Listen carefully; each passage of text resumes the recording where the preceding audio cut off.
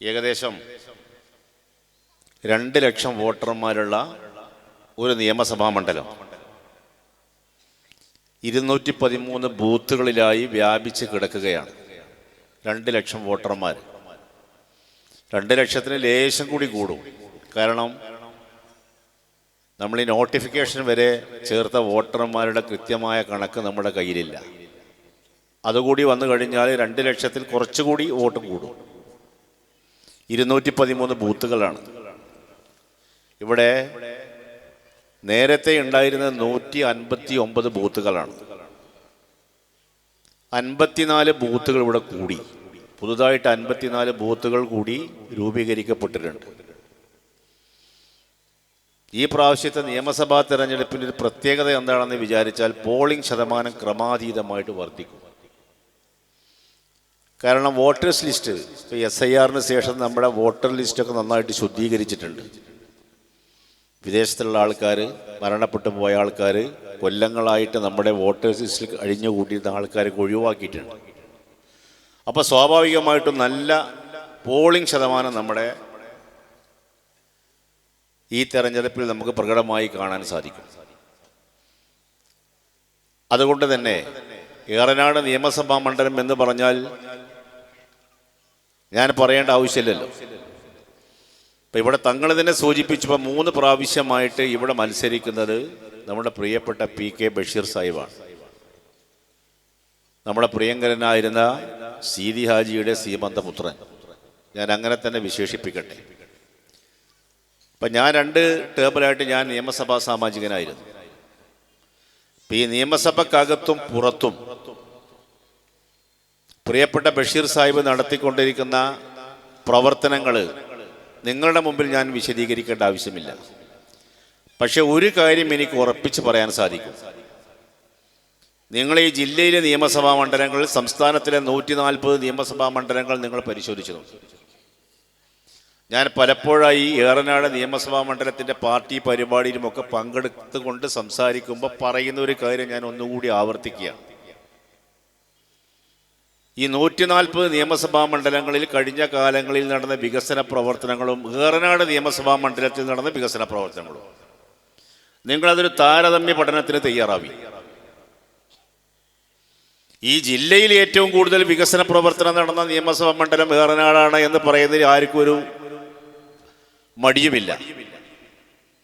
ഞാൻ കൃത്യമായി കണക്ക് വെച്ചിട്ട് സംസാരിക്കുകയാണ്. കാരണം ഒരു പ്രതിപക്ഷ MLA ആണെങ്കിൽ പോലും ഭരണകക്ഷിയിലെ എല്ലാ മന്ത്രിമാരെയും സ്വാധീനിച്ച്, സെൻട്രൽ ഗവൺമെൻറ്റിനെ സ്വാധീനിച്ച് കിട്ടാവുന്ന വികസന പ്രവർത്തനങ്ങൾ ഈ നിയമസഭാ മണ്ഡലത്തിൽ കൊണ്ടുവന്നിട്ടുണ്ട് എന്നുള്ളത് ശത്രുക്കൾ പോലും അംഗീകരിക്കുന്ന പരമാർത്ഥമാണ്. ഏത് പഞ്ചായത്ത് നിങ്ങൾ പരിശോധിച്ച് നോക്ക്. കൃത്യമായി കാര്യങ്ങൾ മനസ്സിലാക്കി ഓരോ സെക്ടറിൽ നമുക്ക് ലഭ്യമാവേണ്ട വികസന പ്രവർത്തനങ്ങൾ യഥാസമയം ഇവിടെ എത്തിക്കുന്നതിന് വേണ്ടി കണിശതയോടുകൂടി കാര്യങ്ങൾ നീക്കിയിരുന്നൊരു നിയമസഭാ സാമാജികൻ. ഇവിടെ തങ്ങൾ സൂചിപ്പിച്ച ഒരുപാട് ഗുണങ്ങളുണ്ട്. ഞാനും കൂടി പറഞ്ഞാൽ ചിലപ്പോൾ PKB പുറത്തേക്ക് പോകും. അത് വേണ്ടായിരിച്ചിട്ടാണ്. തങ്ങൾ തന്നെ നന്നായിട്ട് സംസാരിച്ചിട്ടുണ്ട്. അപ്പം ഞാൻ പറയുന്ന അത്തരം കാര്യങ്ങളിൽ ബഷീർ കാണിക്കുന്ന ഒരു കണിശത, സൂക്ഷ്മത, അത് ഞങ്ങളൊക്കെ തന്നെ അതിശയിപ്പിക്കുന്നതാണ്. ആ തരത്തിൽ ഈ നിയമസഭാ മണ്ഡലത്തിനെ വികസന പ്രവർത്തനങ്ങൾ എത്തിക്കുന്ന കാര്യത്തിൽ പിന്നെ നിങ്ങൾ ഇപ്പം ഇവിടെ ഇരിക്കുന്ന ആബാലവൃദ്ധ, ഞാൻ പറഞ്ഞില്ല, അഷ്ടദിക്കുകളിൽ നിന്ന് എത്തിച്ചേർന്ന പ്രവർത്തകന്മാരാണ്. വളരെ ഒരു ഷോർട്ട് നോട്ടീസിലാണ് ഈ മീറ്റിംഗ് സംഘടിപ്പിച്ചിരിക്കുന്നത് എന്നുള്ള ഗഫൂർ അദ്ദേഹത്തിൻ്റെ സ്വാഗത പ്രസംഗത്തിലൂടെ സൂചിപ്പിച്ച് ഞങ്ങൾക്ക് അറിയാതെ. അപ്പം ഞാൻ പറയുന്നത് നിങ്ങളൊക്കെ ഇവിടെ വരുന്നത്, ഇരിക്കുന്നത്, ശ്രദ്ധിക്കുന്നത് എന്തുകൊണ്ടാ വെച്ചാൽ നിങ്ങളുടെ കൂടെ PKB ഉണ്ട്, സ്ഥാനാർത്ഥിയുണ്ട്, UDF ഉണ്ട്. നിങ്ങളുടെ സുഖത്തിലും ദുഃഖത്തിലും സന്തോഷത്തിലും സന്താപത്തിലും ഒക്കെ പങ്കെടുക്കുന്നുണ്ട്. വെറും നിയമസഭാ സാമാജികനല്ല, ഗവൺമെന്റിന്റെ ഫണ്ടിന് അപ്പുറത്തേക്ക് ഏതൊക്കെ തരത്തിൽ സാമൂഹ്യ പ്രതിബദ്ധതയുള്ള പ്രവർത്തനങ്ങൾ, ജീവകാരുണ്യ പ്രവർത്തനങ്ങൾ, അതിവിടെ ക്യാൻസർ സെന്റർ അടക്കമുള്ള കാര്യങ്ങൾ നിങ്ങൾ പരിശോധിച്ചാൽ മതി. ഓരോ കാര്യങ്ങൾ നിങ്ങൾ പരിശോധിച്ചാൽ മതി.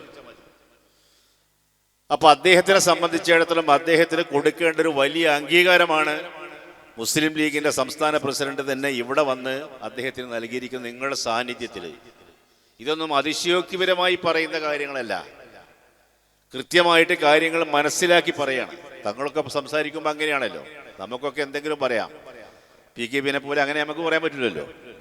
അപ്പം ഞാൻ പറയുന്നത് എന്താണെന്ന് വിചാരിച്ചാൽ, വളരെ നല്ല രീതിയിൽ നിയമസഭാ മണ്ഡലത്തിലെ വികസന പ്രവർത്തനങ്ങൾ നിങ്ങളെയും നെഞ്ചേറ്റിയ ഒരു നിയമസഭാ സാമാജികനാണ് PK ബഷീർ. ഇവിടെ നമ്മൾ ജയിക്കും എന്നുള്ള കാര്യത്തിൽ നമുക്കൊന്നും തർക്കമല്ല. നമ്മുടെ ഭൂരിപക്ഷം വർദ്ധിപ്പിക്കണം. അതാണ് തങ്ങളിവിടെ സൂചിപ്പിച്ചത്. നിങ്ങൾ ഈ കഴിഞ്ഞ പാർലമെന്റ് ഇലക്ഷനിൽ പ്രിയങ്ക ഗാന്ധിയുടെ ഭൂരിപക്ഷം ഈ നിയമസഭാ മണ്ഡലത്തിൽ ഏകദേശം 59,000 വോട്ടാണ്. 59,000 വോട്ടിന്റെ ഭൂരിപക്ഷം പ്രിയങ്ക ഗാന്ധിക്ക് ഏറനാട് നിയമസഭാ മണ്ഡലം കൊടുത്തു. ആ 59,000 വോട്ട് ഏതാ വോട്ട്? അത് ആന്റി മാർക്സിസ്റ്റ്, ആന്റി BJP വോട്ടാണ്. അതേ നിയമസഭാ മണ്ഡലത്തിൽ ഉണ്ടല്ലോ.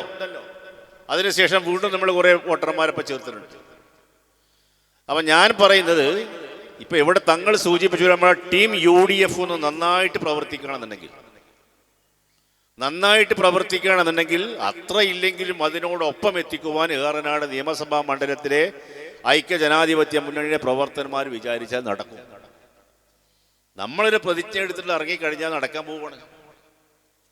ഞങ്ങളെ സംബന്ധിച്ചിടത്തോളം ഞാൻ തീർത്ത് പറയാൻ സാധിക്കും, ഈ കഴിഞ്ഞ തദ്ദേശ സ്വയംഭരണ സ്ഥാപനത്തിൽ നമ്മുടെ പ്രവർത്തനം, ടീം UDFന്റെ പ്രവർത്തനം, തങ്ങൾക്കൊന്നും വലിയ ബുദ്ധിമുട്ട് കഴിഞ്ഞ ഇലക്ഷനിൽ ഉണ്ടായിട്ടില്ല. പഞ്ചായത്ത് ഇലക്ഷനിൽ UDFന്റെ നേതാക്കന്മാർക്കും ഉണ്ടായിട്ടില്ല. മുസ്ലിം ലീഗിന്റെ മലപ്പുറം ജില്ലാ കമ്മിറ്റി ഓഫീസ് കേന്ദ്രീകരിച്ചും DCC ഓഫീസ് കേന്ദ്രീകരിച്ചും മിക്കവാറും എല്ലാ പ്രശ്നങ്ങൾക്കും പരിഹാരമുണ്ടാക്കി വളരെ പെട്ടെന്ന് തദ്ദേശ സ്വയംഭരണ സ്ഥാപനത്തിലേക്ക് ഐക്യജനാധിപത്യ മുന്നണിയെ താഴത്തേക്ക് ഇറക്കാൻ ഞങ്ങൾക്ക് സാധിച്ചു. ഞങ്ങൾ പറഞ്ഞു, വാർത്താ മാധ്യമ പ്രതിനിധിയോട് ഞങ്ങൾ തന്നെ പറഞ്ഞു, ഇവിടെ KT അഷ്റഫും ഗഫൂറും സഫറും ഒക്കെ ഇരിക്കണ്ടല്ലോ. ഞങ്ങൾ മീറ്റിംഗ് കഴിഞ്ഞു വന്നപ്പോൾ ചാനലുകാരോട് ഞങ്ങൾ ചോദിച്ചപ്പോൾ ഞങ്ങൾ പറഞ്ഞു, ഈ ജില്ല ഞങ്ങൾ തൂത്തുവാരും. തദ്ദേശ സ്വയംഭരണ സ്ഥാപനത്തിലേക്ക് നടക്കുന്ന തെരഞ്ഞെടുപ്പിൽ ഈ ജില്ല ഞങ്ങൾ തൂത്തുവാരും. തെരഞ്ഞെടുപ്പിന്റെ ഒരാഴ്ച മുമ്പാ പറയണത്. ഞങ്ങൾ ഗ്രൗണ്ടിലെ റിയാലിറ്റി മനസ്സിലാക്കിയിട്ടാണ് ഞങ്ങൾ പറയണത്. അക്ഷരാർത്ഥത്തിൽ അത് ശരിയായിരുന്നു. നമ്മൾ മനസ്സിലാക്കി. 94 പഞ്ചായത്തിൽ 90 പഞ്ചായത്ത് ചരിത്ര വിജയല്ലേ നമ്മൾ നേടിയത്. തദ്ദേശ സ്വയംഭരണ സ്ഥാപനത്തിലേക്ക് നടന്ന തെരഞ്ഞെടുപ്പിൽ 94, 96 നമ്മൾ നേടി. ജില്ലാ പഞ്ചായത്തിൽ 33 ഡിവിഷനാണ്. 33 ഡിവിഷനിൽ 33 ഡിവിഷനും നമ്മൾ ജയിച്ചു. പ്രതിപക്ഷമില്ലാത്ത ജില്ലാ പഞ്ചായത്ത്. 15 ബ്ലോക്ക് പഞ്ചായത്താണ് ജില്ലയിലുള്ളത്. ഒരു ബ്ലോക്ക് പഞ്ചായത്തിൽ മാത്രമാണ് നറുക്കെടുപ്പിലൂടെ LDFന് കിട്ടിയത്. 12 മുനിസിപ്പാലിറ്റി, ഒരു മുനിസിപ്പാലിറ്റി നമ്മുടെ ഇടതുപക്ഷത്ത് ഒതുക്കി. എങ്ങനെ നമുക്ക് നേടാൻ സാധിച്ചത്? നമ്മുടെ ശക്തമായ പ്രവർത്തനം, പ്രതിപക്ഷത്തിരുന്നു കൊണ്ട് നമ്മൾ നടത്തിയ പോരാട്ടങ്ങൾ. ഉപതെരഞ്ഞെടുപ്പ് നടന്ന എല്ലാ തെരഞ്ഞെടുപ്പിലും നമ്മൾ ജയിക്കുകയാണ്. എല്ലാ ഉപതെരഞ്ഞെടുപ്പിലും, അത് തദ്ദേശ സ്വയംഭരണ സ്ഥാപനത്തിലാണെങ്കിലും നിലമ്പൂരാണെങ്കിലും ഒക്കെ വലിയ മുന്നേറ്റം നമുക്ക് ഉണ്ടാക്കാൻ സാധിച്ചില്ലേ? ഇപ്രാവശ്യവും ഞാൻ നിങ്ങളൊക്കെ സാക്ഷി നിർത്തി, തങ്ങളടക്കം സാക്ഷി നിർത്തി പറയാൻ ആഗ്രഹിക്കുകയാണ്. ഇവിടെ നമ്മുടെ പുതുയുഗയാത്ര വന്നു. നമ്മുടെ പ്രിയപ്പെട്ട പ്രതിപക്ഷ നേതാവ് നയിക്കുന്ന പുതുയുഗയാത്ര. അത് എൻ്റെ അസംബ്ലി മണ്ഡലത്തിൽ വള്ളിക്കുന്നിൽ പ്രിയപ്പെട്ട പ്രതിപക്ഷ നേതാവിൻ്റെ കൂടെ മിക്കവാറും എല്ലാ മണ്ഡലങ്ങളിലും ഞാൻ പോയിരുന്നു. ഇവിടെയും ഞാൻ വന്നിരുന്നു. അന്ന് വള്ളിക്കുന്നിൽ വെച്ചിട്ട് ഞാൻ പ്രതിപക്ഷ നേതാവിനോട് പറയുകയുണ്ടായി. എന്താ പറഞ്ഞത്?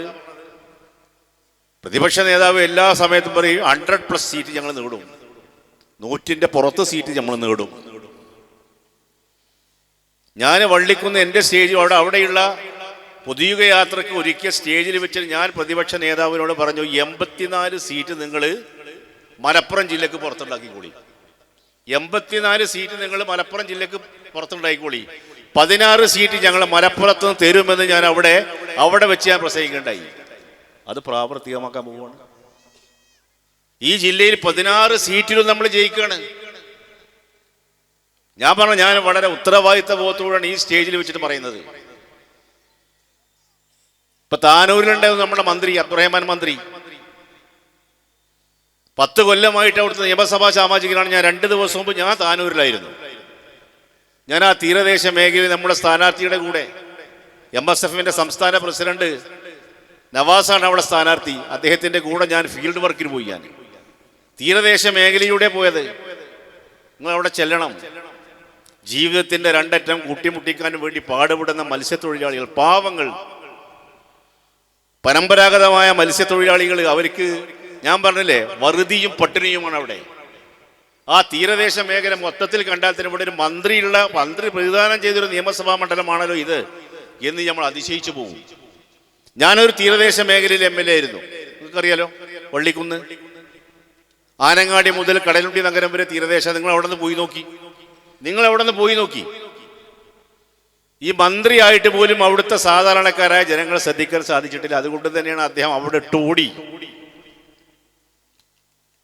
താനൂരിൽ നിന്ന് അദ്ദേഹം യാത്ര പറഞ്ഞ് തിരൂരിലേക്ക് ചേക്കേറിയിരിക്കുകയാണ്. അവിടെ വെച്ച് നമുക്ക് കാണാം, തിരൂരിൽ വെച്ച് അവിടെ വെച്ച് കാണാം. ഞാൻ തന്നെ പറഞ്ഞു, ഈ പ്രാവശ്യം ഇതാ ഇവരൊക്കെ സാക്ഷിയാണ്. ഞാൻ പറയുമ്പോൾ ഇവരൊക്കെ സാക്ഷിയാണ്. ഞാൻ പറഞ്ഞു ചാനലുകാരോട്, ഈ പ്രാവശ്യം മന്ത്രി അബ്ദുറഹ്മാനും KT ജലീലും നിയമസഭ കാണില്ല എന്ന് ഞാനവിടെ പറയണ്ടേ. ഞാൻ ചേട്ടൻ പറഞ്ഞതാണത്. അതൊക്കെ ഇവിടെ നടക്കാൻ പോവുകയാണ്. കാരണം ടീം UDF വളരെ ശക്തമായി പ്രചരണ പ്രവർത്തന രംഗത്തിറങ്ങി. 140 നിയമസഭാ മണ്ഡലം. ആദ്യമൊക്കെ നമുക്ക് ലേശം ബേജാറൊക്കെ ഉണ്ടായിരുന്നു.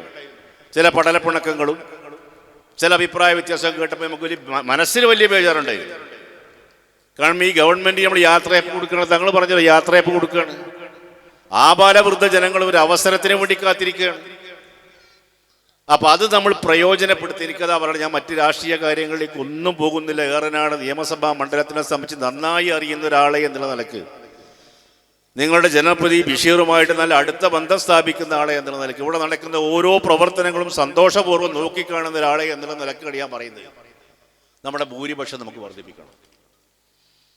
കഴിഞ്ഞ പ്രാവശ്യം നമ്മുടെ ഭൂരിപക്ഷം 22,000 വോട്ടിൻ്റെ ഭൂരിപക്ഷമാണ് ഏറനാട്. ഞാൻ പറഞ്ഞല്ലോ 59,000 വോട്ട് നിങ്ങൾ പ്രിയങ്ക ഗാന്ധിക്ക് കൊടുത്തിട്ടുണ്ട്. ഞാൻ അവിടേക്കാണ്ട് എത്താൻ സാധിക്കുന്നത് ഒരു വലിയൊരു തമ്പിങ് മെജോറിറ്റി ഏറനാട് നിയമസഭാ മണ്ഡലത്തിൽ നിങ്ങൾക്ക് ഉണ്ടാക്കാൻ സാധിക്കണം. എല്ലാ പഞ്ചായത്തും നിങ്ങൾ അധികത്തിൽ വന്നു. ഇവിടെ തദ്ദേശ സ്വയംഭരണ സ്ഥാപനത്തിലുള്ള പ്രതിനിധികളൊക്കെ ഇവിടെ ഇരിക്കുന്നുണ്ട്. നിങ്ങൾക്ക് ഇനി വേറെ പണിയില്ല. നിങ്ങളിപ്പോൾ നല്ല ക്ലീൻ ഇമേജിലാണ് ഇപ്പോൾ എല്ലാ മെമ്പർമാരും. കാരണം നിങ്ങളെ പൂർണ്ണമായിട്ട് അവർ മനസ്സിലാക്കിയിട്ടില്ല. ഇപ്പോൾ ഒരു ക്ലീൻ ഇമേജ് നിങ്ങൾക്ക് ഉണ്ട്. വനിതകളാണെങ്കിലും നമ്മളെ പുരുഷന്മാരാണെങ്കിലും ജില്ലാ പഞ്ചായത്ത് മുതൽ താഴെ തട്ടിലുള്ള പഞ്ചായത്ത് എല്ലാ മെമ്പർമാരും ഒന്ന് ഫീൽഡ് ചെയ്യുക. എല്ലാവരും ഫീൽഡ് ചെയ്യുക. നേതാക്കന്മാരില്ല, എല്ലാ നേതാക്കന്മാരും താഴത്തേക്ക് ഇറങ്ങുക. ഈ ബൂത്തുകളിലൊക്കെ തന്നെ ശക്തമായ പ്രചരണ പ്രവർത്തനങ്ങളുമായി നമ്മൾ മുന്നോട്ട് പോവുകയാണെങ്കിൽ അത്ഭുതം സൃഷ്ടിക്കും ഏറനാട് മണ്ഡലമെന്ന് ഇവിടെ പറയാൻ ഞാൻ ആഗ്രഹിക്കുകയാണ്. അതിലേക്ക് എൻ്റെ എല്ലാ സഹപ്രവർത്തകന്മാരും, ഞാൻ പറഞ്ഞല്ലോ, നിങ്ങൾ വളരെ നന്നായിട്ട് തങ്ങൾ പറഞ്ഞു പങ്കെടുത്ത കൺവെൻഷനിൽ ഏറ്റവും നല്ല കൺവെൻഷൻ തങ്ങൾ തന്നെ സർട്ടിഫിക്കറ്റ് തന്നിട്ടുണ്ട്. അപ്പുറത്ത് ഞാൻ പറയാൻ ആഗ്രഹിക്കുന്നില്ല. അപ്പോൾ അതുകൊണ്ട് ഇതൊക്കെ നമുക്ക്, ഞാൻ പറയാം, ഒരു വലിയ മാറ്റത്തിന് തുടക്കം കുറിക്കാൻ പോവാണ് കേരളത്തിൽ. നിഖില മേഖലകളിലും വലിയ തോതിലുള്ള പുരോഗതി കൈവരിക്കാൻ പോവുകയാണ്. മറ്റ് സംസ്ഥാനങ്ങൾക്ക് മാതൃകയാകുന്ന തരത്തിലേക്ക് നമ്മൾ കേരളം പോകാൻ പോവുകയാണ്. ഐക്യജനാധിപത്യം ആ തരത്തിലുള്ളൊരു പ്രകടന പത്രികയാണ് നമ്മുടെ മുമ്പിൽ സമർപ്പിച്ചിരിക്കുന്നത്. അതുകൊണ്ട് എൻ്റെ പ്രിയപ്പെട്ട സഹപ്രവർത്തകന്മാർ, ടീം UDF അത് യാഥാർത്ഥ്യമാക്കുന്നതിന് വേണ്ടി അഹമഹമികയ വളരെ സജീവമായി തിരഞ്ഞെടുപ്പ് ഗോതയിൽ അണിനിരുന്ന നമ്മുടെ പ്രിയപ്പെട്ട സ്ഥാനാർത്ഥി PK ബഷീറിനെ വലിയ ഭൂരിപക്ഷത്തിന് വിജയിപ്പിക്കണമെന്ന് മാത്രം ആവശ്യപ്പെട്ടുകൊണ്ട് ഞാൻ എന്നെ വാക്കുകൾ ഉപസംഹരിക്കുന്നു. നന്ദി. ജയ് UDF.